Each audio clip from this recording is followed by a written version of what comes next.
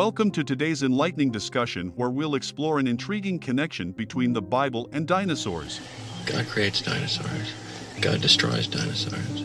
Today we'll journey through time and discover some fascinating revelations about these ancient creatures and their potential presence in the biblical narrative. Let's start with the latest in archaeology.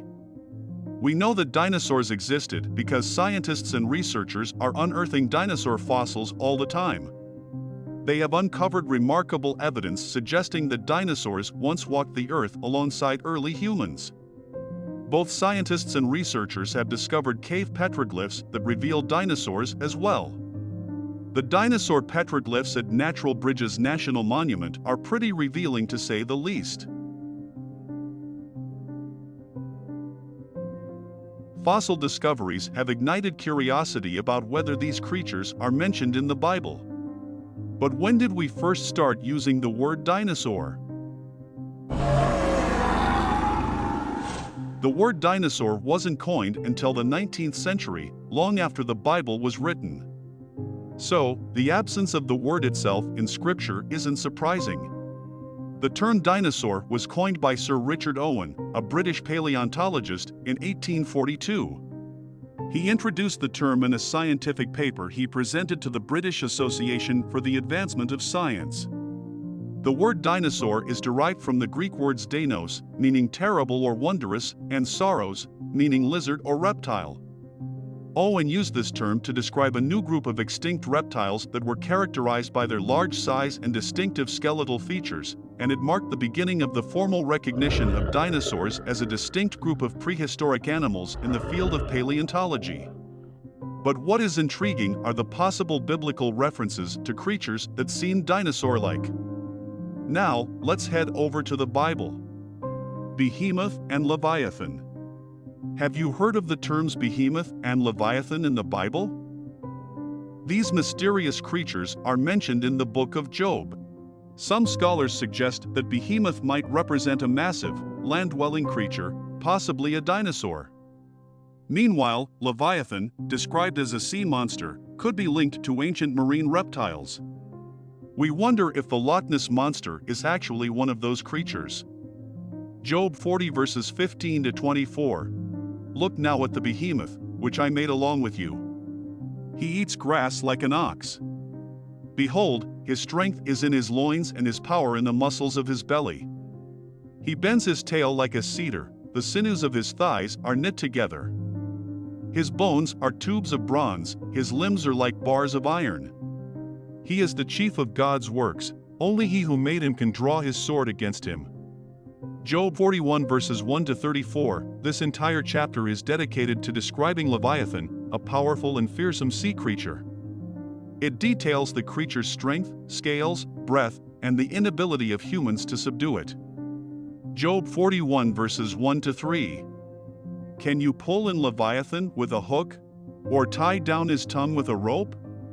Can you put a cord through his nose? Or pierce his jaw with a hook? Will he beg you for mercy? Or speak to you softly? Verses 7 and 8.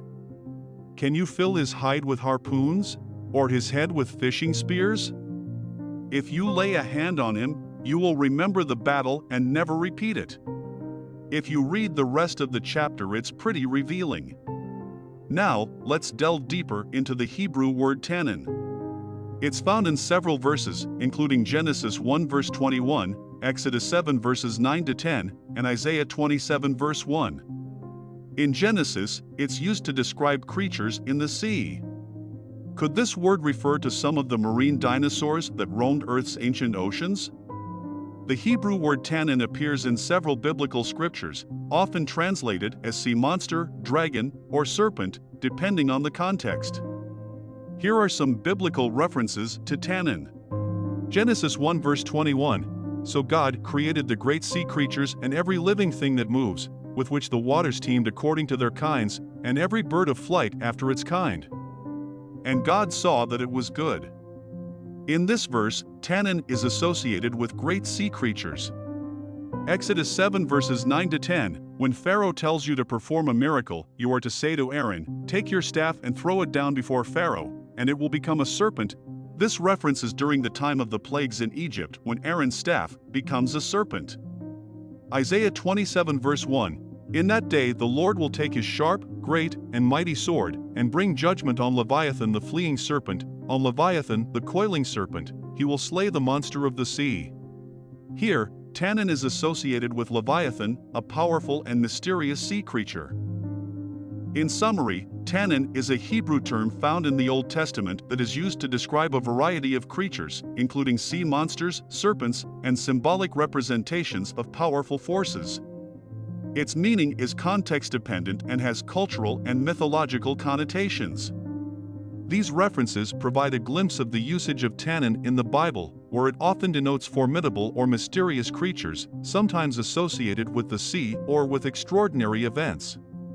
As we wrap up this brief dive into dinosaurs, remember that while the word dinosaur may not appear in the Bible, the concept of large, awe-inspiring creatures seems to have left its mark in ancient texts.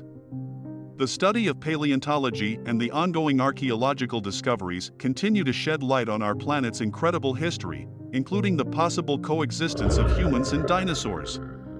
Thank you for joining us on this brief yet captivating journey into the realm of dinosaurs in the Bible. Thanks for liking, sharing, and as always, thanks for subscribing. Until next time, keep exploring the wonders of our world and the mysteries of our past.